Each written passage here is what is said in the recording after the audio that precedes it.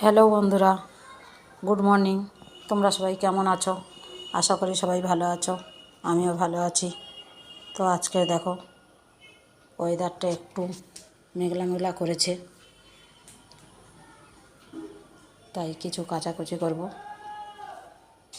দেখো আজকের এখানে সব বেডশিটগুলো বের করেছি, আজকের বেডশিটগুলো কাচতে যাব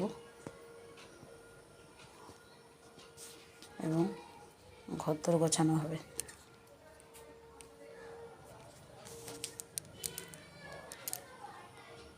তো সঙ্গে থেকো তোমরা সবাই। তো দেখো বন্ধুরা, আজকের আমি উনান তৈরি করেছি।